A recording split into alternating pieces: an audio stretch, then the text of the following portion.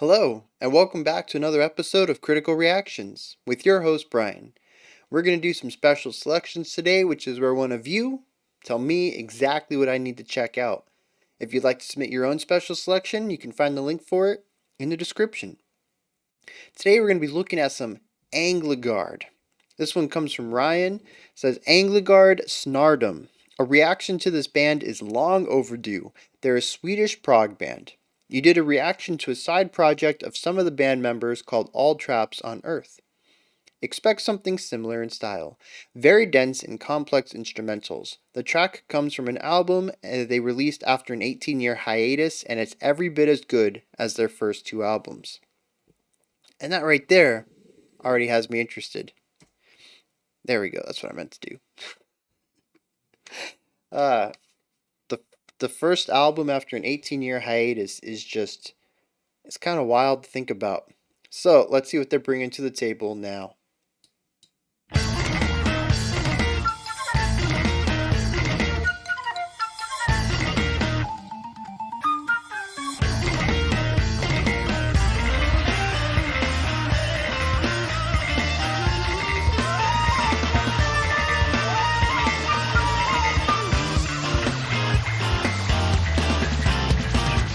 This is wild.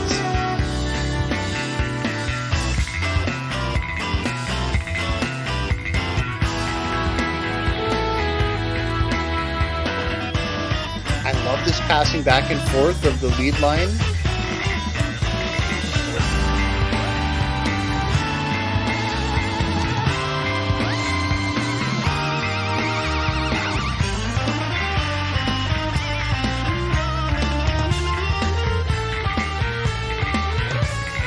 Interesting decision to pan that.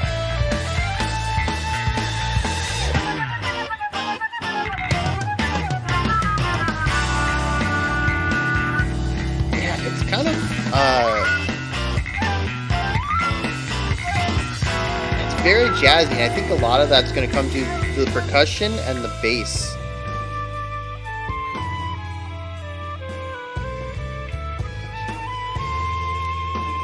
There's a lot of jazz underlying this.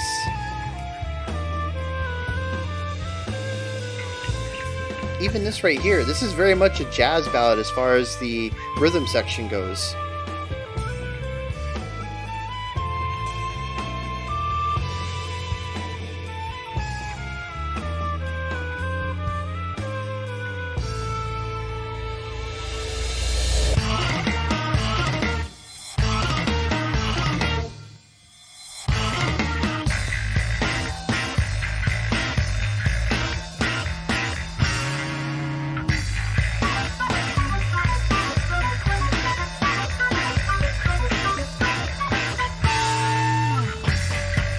Yeah, so that's actually entirely in 4-bar. Or 4, it's a 4-bar phrase.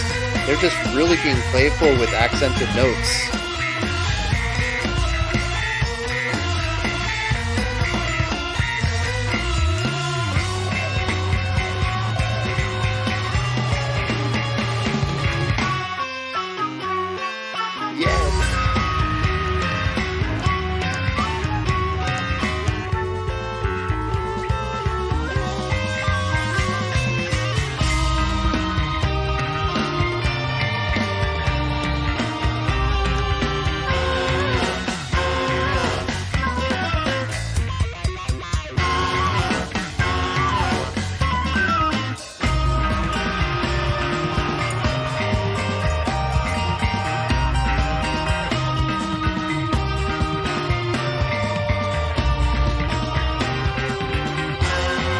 So this whole section right here is actually, it has a 5 pulse to it, which is emphasized in the hi-hat.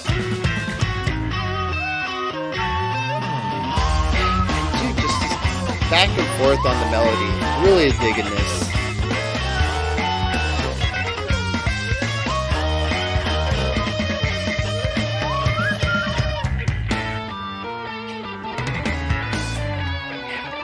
Using this motif, this theme throughout. We're 4 minutes in almost, and that bum bum bum bum bum, that rhythm has shown up in at least 3 different sections so far.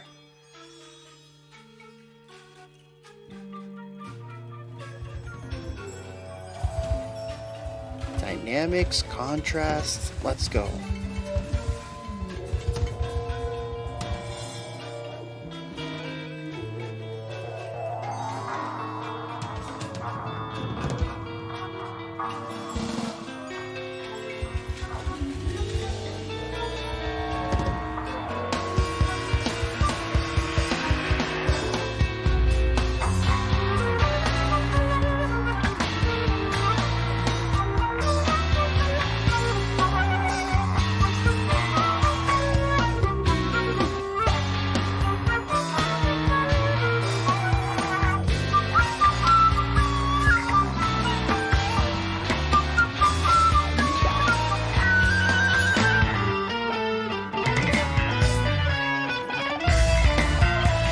Yeah, so I'm not sure if that was 3 time or 5.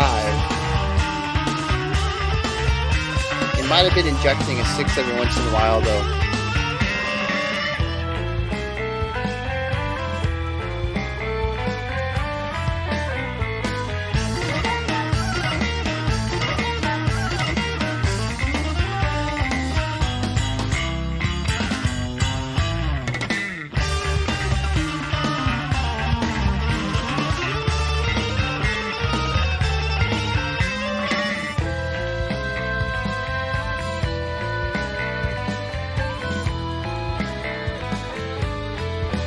Got a nice Phrygian mode going on here.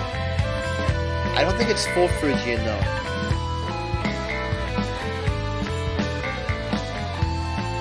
It's close though.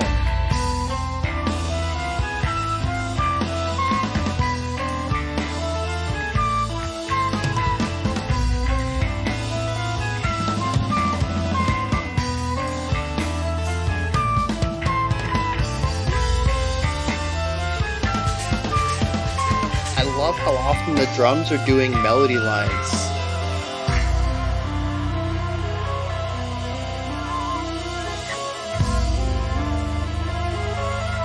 We're back to 5. They really like this 5.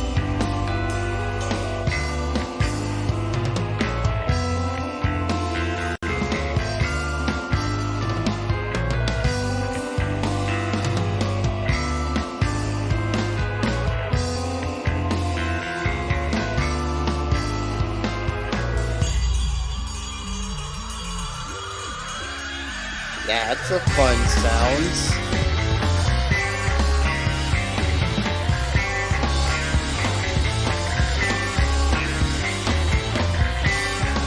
Yeah.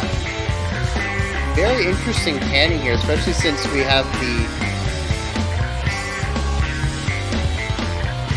unbalanced 2 versus 3 in the 5, but I think they were doing 1 versus 4 as far as the panning goes.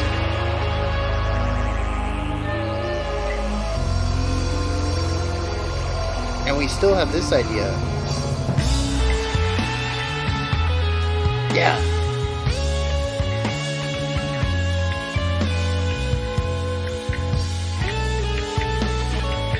Just hung over, they are really playful with their meter.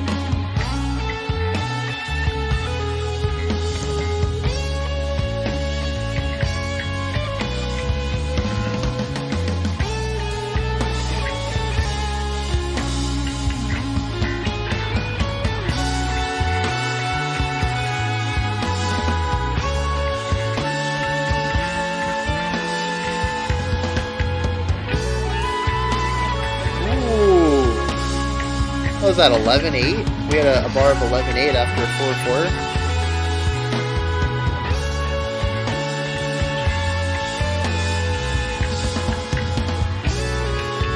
They make it sound so natural.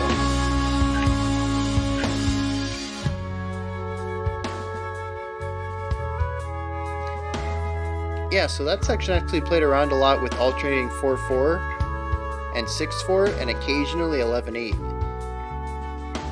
But it all just kind of flowed. Just masterful use of meter there.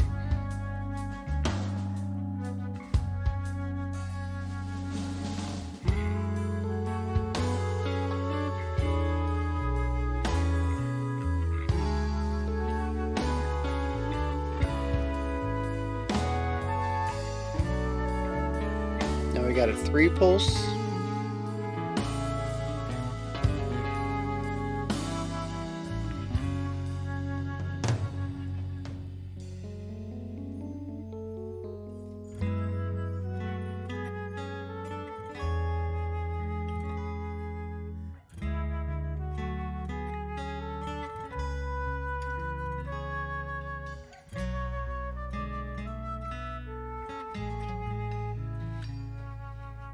Nice little embellishing idea there.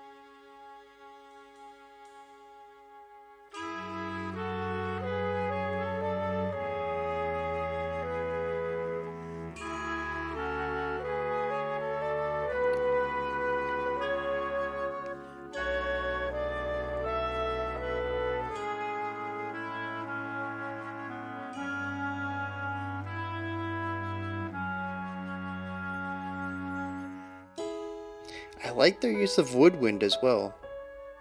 Something in the clarinet family, maybe.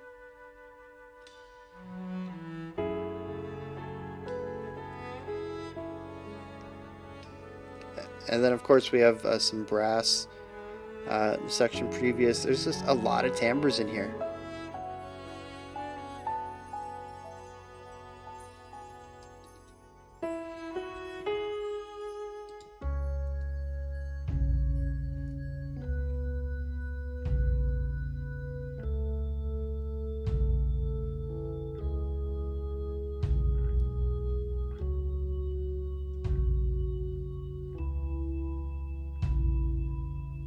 And if we transition back into 4 out of this,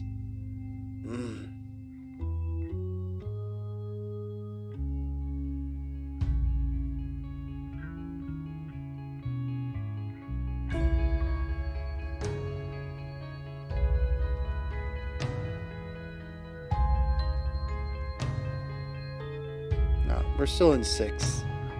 See how far they take this.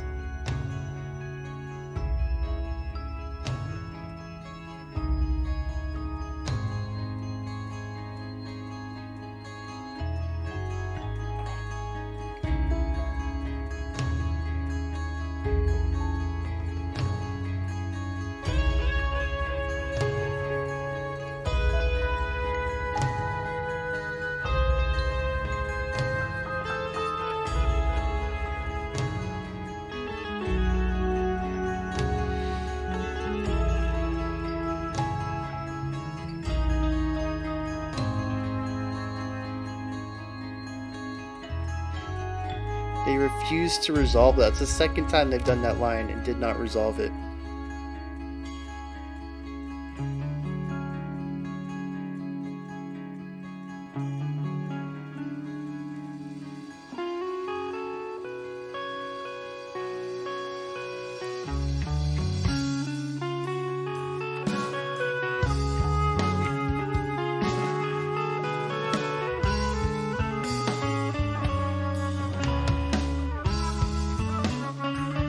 Back to 4/4. God, that is smooth.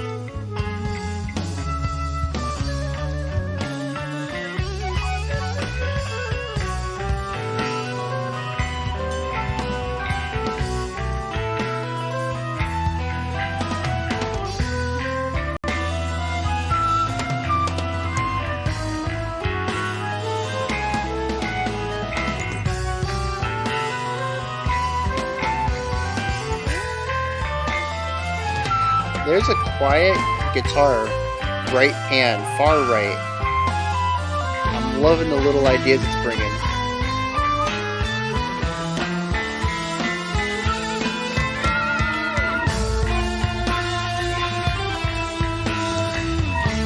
Yes, we've introduced this triplet idea that is like a half time of the 6 we felt earlier within this 4.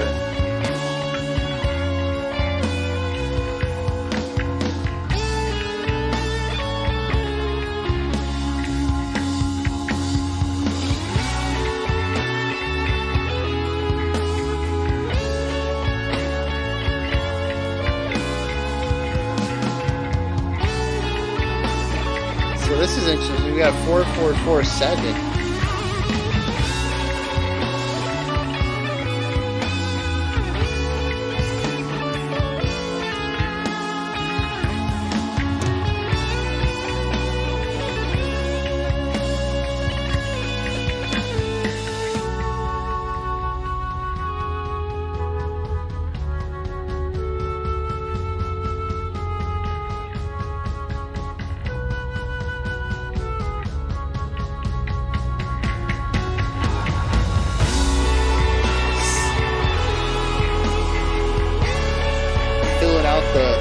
instrumentation with this choir-esque sounds.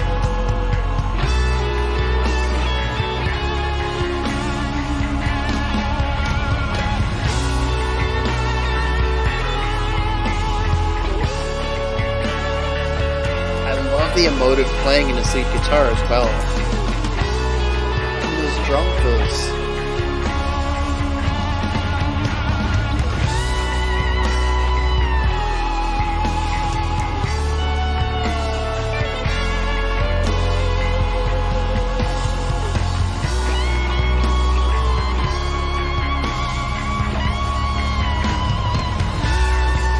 It's a very legato guitar for a lead solo electric. Very jazzy.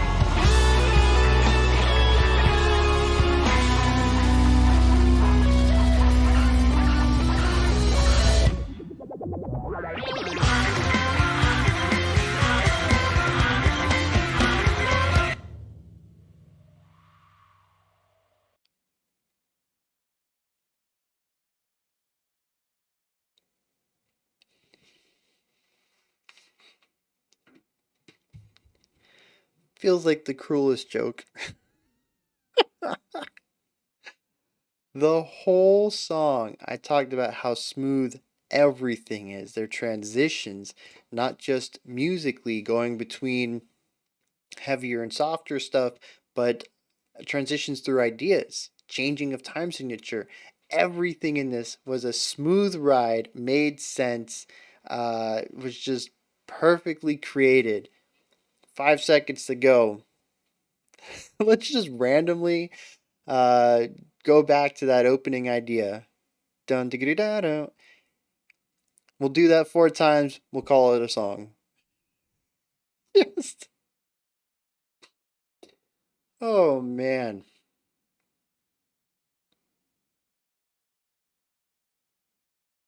Gotta give him props for that though. You really do. Hey man, I don't have anything bad to say about this. It's just gonna be me gushing for like 20 minutes and just repeating everything I've said so far. First of all, I think what really grabbed my attention start to finish, I think it's what I talked about most. It is what I would try to ignore the most on a secondary listen, trying to soak up everything that I missed because of it. Meter. Their time signature is interesting. And I think what I find most compelling about their use of time signature changes is that it is in support of the musical storytelling. Now, this sits in stark difference than Dance of Eternity, where the music seems to be subservient to the time changes. And I've had people tell me that thematically, how that song sits within the album, it makes sense for it to be as discombobulated and disjointed as it is. So there is a larger thematic purpose for it. But in isolation, in a vortex, how I listened to it, the song is subservient to the time signature changes.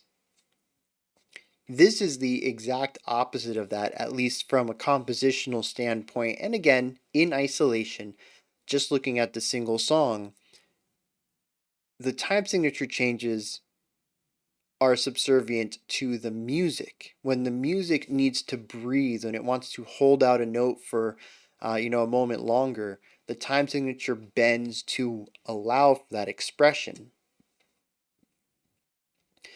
It is kind of wild. Not that it does that, because lots of music have done that in the past.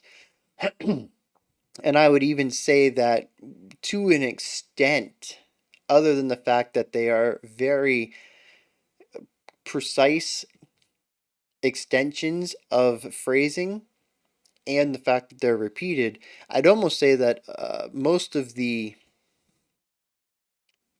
longer held out sections could be seen more as a fermata. But I don't think the music doesn't slow down. It just gets extended. So actually, fermata is not going to work for that analogy.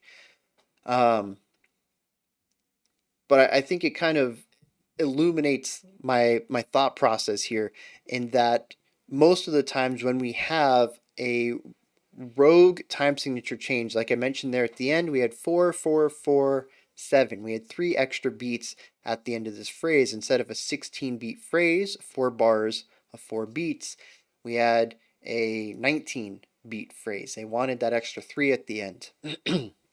Another way to think about that could be 4 4 4 4 3. It's a 5 bar phrase in that idea.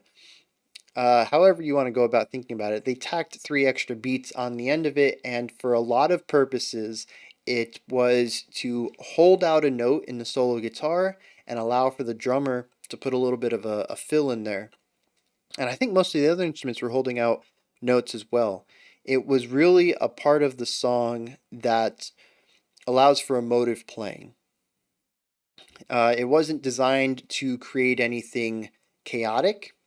They aren't adding the beats to create a disjointed feeling. In fact, more than anything, I feel like those sections feel very natural, which I commented on in the middle of the track, that no matter how many time signature changes they utilize, the song always feels natural.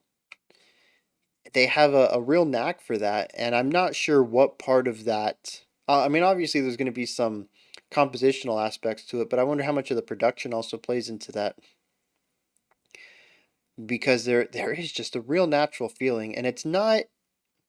I think it's a work of everything. Because I was going to say it's not just the solo, the lead melody that helps tie everything together. There's stuff going on underneath as well. And I think it just creates this really nice flow for everything. And like I said, they do utilize it more often, not to add extra notes, but to allow a note to be held longer. And I think that really helps a lot, especially with a lot of modern music, uh, playing around with expressiveness of notes. Um, I don't know how far this analogy is going to reach, but in the US, we have a lot of singers who like to take a well known song and just hold out these really long notes and put on these massive fermatas to areas that were not in the song originally. And I'm not pointing to any one song, although I'm sure there's a song most people can think of immediately, but it happens in a lot of covers or renditions, especially when we're working with singer-songwriters, people who are known for their over-the-top theatrics in their vocal style. Fermatas just seem to be a way of putting emotion into vocal pieces. And I think it's just very natural, at least for me, to hear that. And I know this is a Swedish group, uh, and maybe this idea of vocalists elongating phrases to help them breathe is very natural in other cultures as well. I'm not as well versed in that, so I can't speak to it. But at least in modern music and what I hear, there tends to be a lot of this, of allowing a lead line to breathe by adding in extra space or extra time. In classical music, we tend to utilize a fermata unless there's a lot of moving parts going on, or unless we don't need the band to slow down as well. But what a fermata does is extend out a, a beat. So I'm going to count this out for you. Imagine we have 2 beats of 4, and we have a fermata on the 4th beat of the last bar. So you have 1, 2, 3, 4. 1, 2, 3, 4. 1, 2, 3, 4. And the 4, the fermata can be held out as long as it needs to be. There is no designated, it is 1.5 times a beat or 2 times the length or whatever like that. It's usually agreed upon in some sort of rehearsal. If you're a larger group, say an orchestra, your conductor is going to dictate how long the fermata is. If you're doing a smaller group, maybe it's a duet or a trio or something, you'll all just kind of understand it. Maybe somebody will take a role of being the conductor. I've seen a lot of trumpet players and clarinet players. I don't know if it has to do with the length of the instrument. They kind of use their instruments to kind of notate a cutoff or a continuation. Um, but yeah, it can be as long as you need it to be. And I like how they're kind of adapting that here.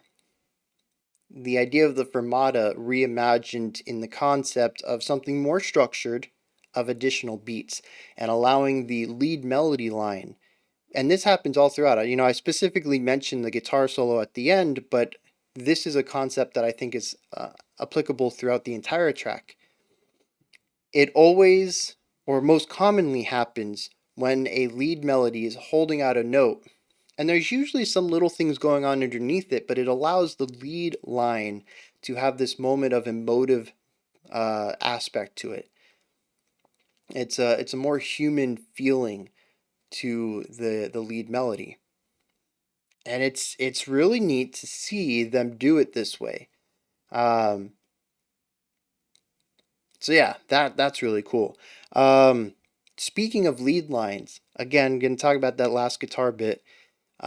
Just because the last, I don't know, 5 minutes or so, the quiet section at the end of the track, it was really beautiful. I mean, I don't think many people are going to disagree with that. It's really well written, and it utilizes a lot of beautiful chord structures and melody lines, counterpoint, supporting elements.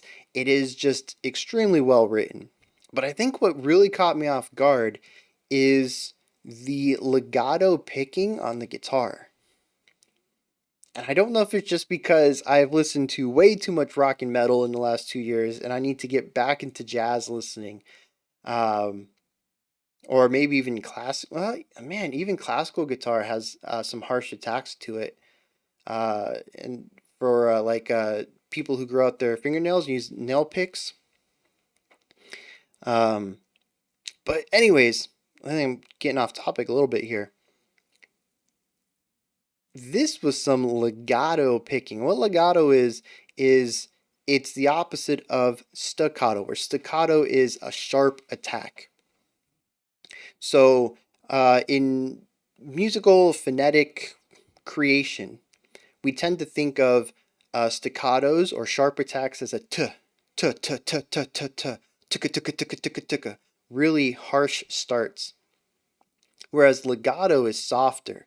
You usually think of a do or a lu, that L or D sound, ludu, ludu, ludu, ludu, ludu, and it's a softer attack to the note, so it feels more fluid with notes around it. I don't know if it was a production thing. I don't know. I mean, okay, I'm gonna say I don't think it was a production thing. It could easily have been done. You can go into music and painstakingly remove the harsh attacks on every note the guitar plays. But given the jazz influence from the beginning of the track, I have to believe the guitarist just has a really nice legato picking technique. And it has to be a pick.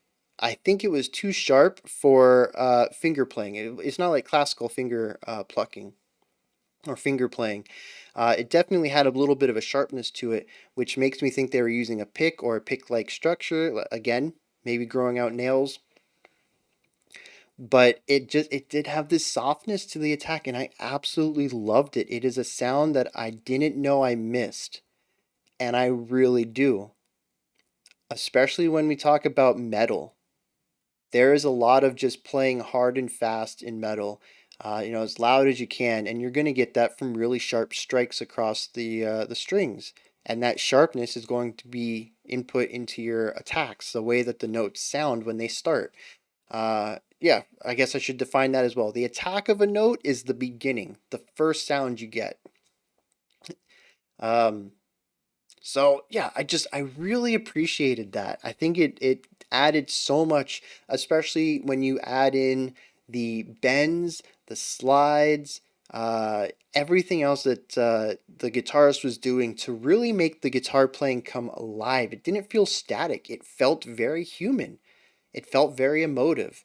Just really, really great playing there. Um, what else? Timbres. There's a lot of stuff going on in here. We have core rock band stuff. We got the bass, guitar, the drums. We have some brass going on. I'm fairly certain I heard a tuba. There's also some woodwinds. We got some flutes. I think there was something clarinety. It might have been a clarinet, might have been a bassoon, maybe an man. I'm trying to think of the range of what the sound was, but it was something in that clarinet family. Definitely something reeded. I think that is the most important distinction to the timbre, is that it had a reed. Um, we had a lot of guitars, actually, classical guitars, acoustic guitars, same thing. I want to say there was something, some sort of instrument in the guitar lute family that is not a guitar, but it was not high pitched enough to be a ukulele either. So maybe something in the middle, but definitely kind of that twingier ukulele sound. I don't know. It only appeared once. It was heavily right panned. It was overshadowed by a lot of everything else that was going on, but I enjoyed its presence there. It was a nice little idea. Um, yeah, there's just a lot of instruments going on, and it makes me wonder how many people are in this band. Um, well, actually, if we take a look at this picture here, we got six people here. I wonder. I need a personnel list. I really do, because I'm wondering if all of the orchestration to it is typical for Anglaguard, or if this was, a bunch of virtual instruments being added for their big epic track, and the rest of the album is not like this, because it's so good. Yeah, see, they have a flutist by name here, Anna Holmgren, and it makes me wonder, since she's called out specifically, if she's a featured instrumentalist. And the flute was such a strong presence to this track, and a lot of what I loved about the sections that the flute was in, that I would be a little bummed if I found out the flute wasn't on the rest of the album, or other songs by Anglaguard. Just, yeah, I want this package in everything they make, and I'm a little worried that there's some aspects of it that are not present in all of their tracks. Which, man, is that not the story of my life here? Every time I come across a band that is doing something exceptionally up my alley, there's always the caveat of, well, yeah, but that part you liked was a featured instrumentalist or a featured vocalist. How often has that happened to me? Oh, it's not fair. It's not fair, I tell you. Um, let's go back to the beginning. I feel like I'm jumping around a lot, but there's just a lot going on in this song. I'm remembering things as I go.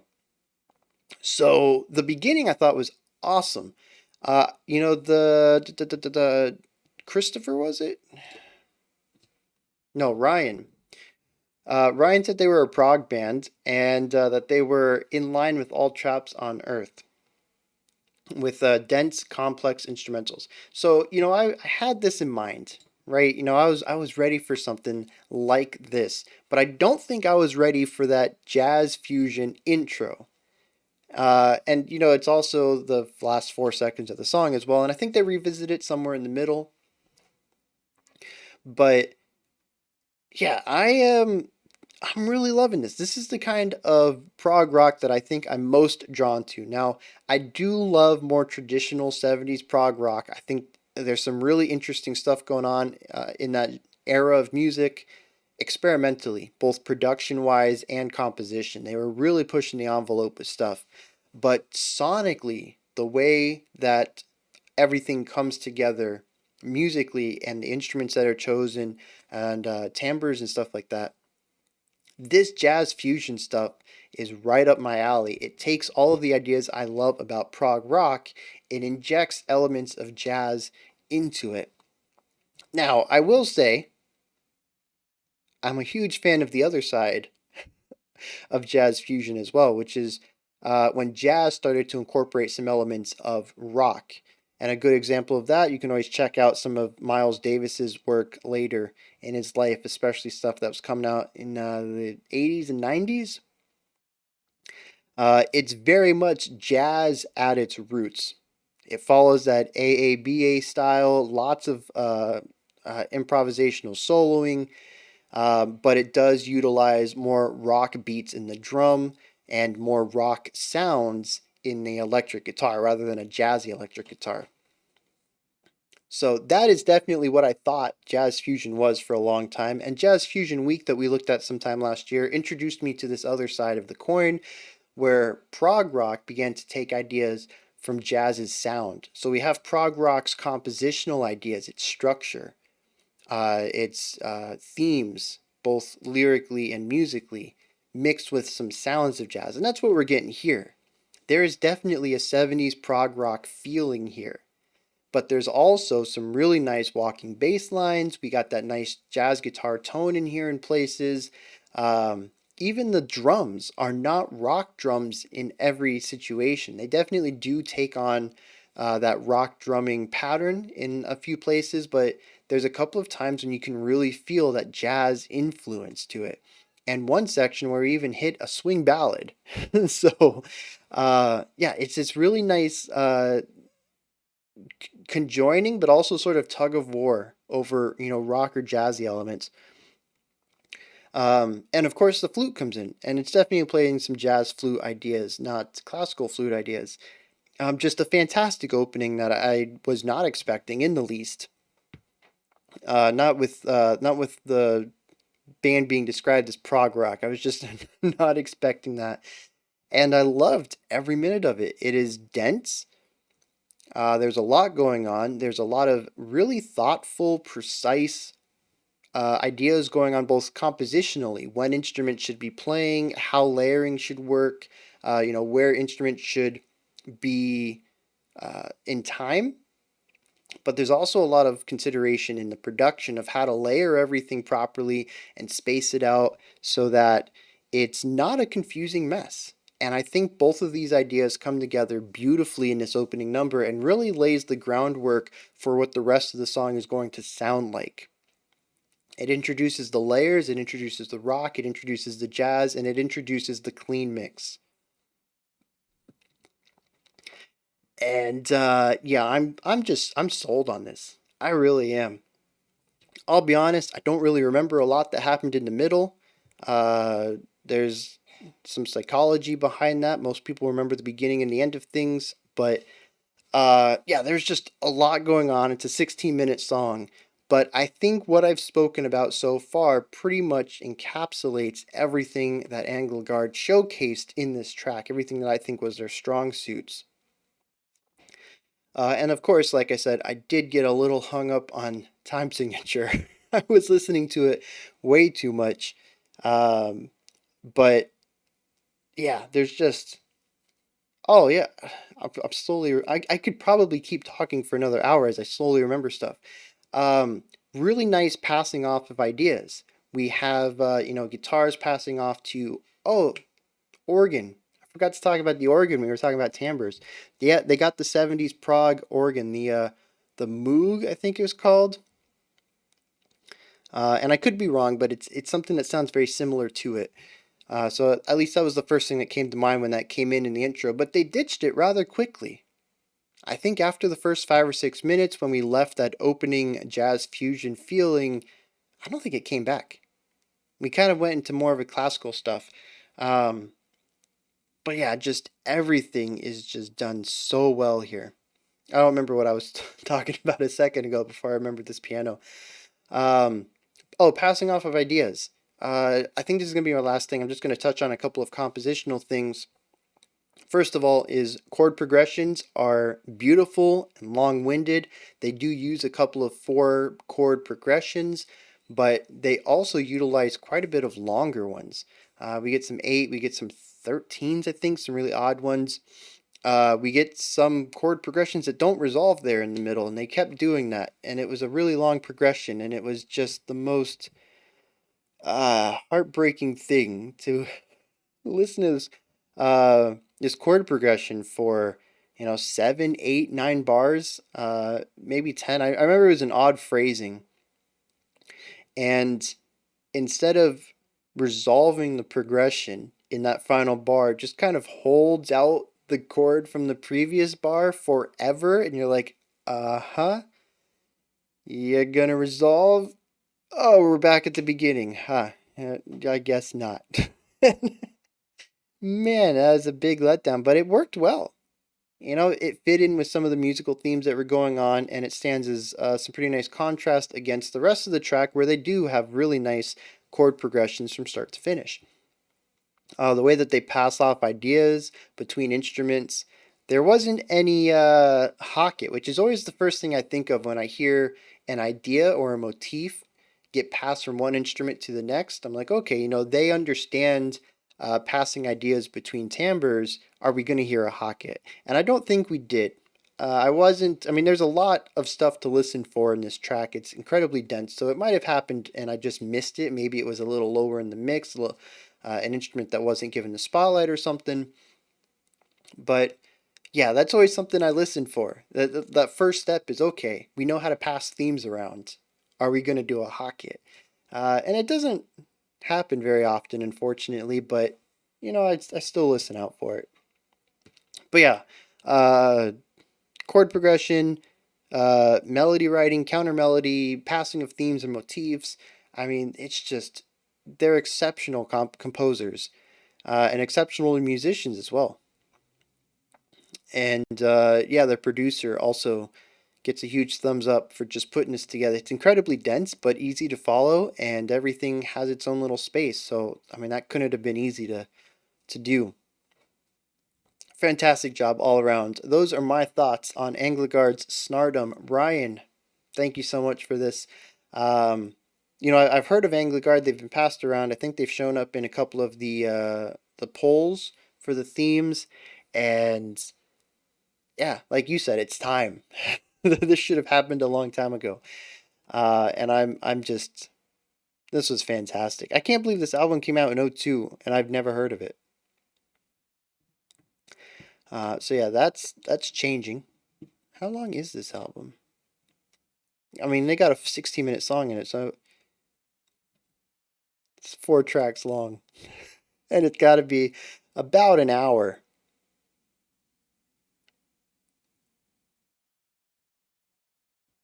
Yeah, it's like 3 minutes shy of an hour. 4 tracks long. I will be checking this out soon. It may not be something I ever come back to, but it's definitely a bit on the artsier side. I think I'm going to enjoy at least having experienced it once for like the fifth time, I think. Those are my thoughts on Anglaguards. Snardom, this is where you guys come in. Hit me up in the comments. Let me know if you enjoyed that or not. Anything that stood out to you that maybe I didn't touch on. You agree with me, disagree with me. Let me know. Above the comment section, there's a description box, and there's a link for Linktree. It'll take you to this menu right here. You can get all sorts of stuff here. You can join the Patreon and vote on future themes and songs. You can submit your own special selection like we just checked out today. You can get yourself some merch, Critical Reactions merch. You can follow me on Twitter, see what I've been making, see what I've been listening to. Email me, all sorts of stuff. There's a lot of stuff over there. Go check it out. When you're done with that, though, like, subscribe, ring the bell. Those buttons are above the description box. That's it for today. I'll be back tomorrow, 5 p.m. Eastern Standard Time, 10 p.m. UTC, as usual. We'll be looking at our final, an excessive amount of blank. What do I have marked down? An excessive amount of noise and static is what we're looking at tomorrow. Also, I can't pronounce the title because it's like 300 characters of nonsense. So, if that intrigues you at all, be sure to come back tomorrow at 5. Check that out. Otherwise, we'll also be doing a creator choice, creator request, where a band gets in contact with me and asks me to look at their stuff. That's always been good. Got a good track record of finding awesome music there. All right, until next time, remember, to be critical but not cynical of the music you listen to, and have a fantastic morning, afternoon, or evening whenever you choose to watch my videos.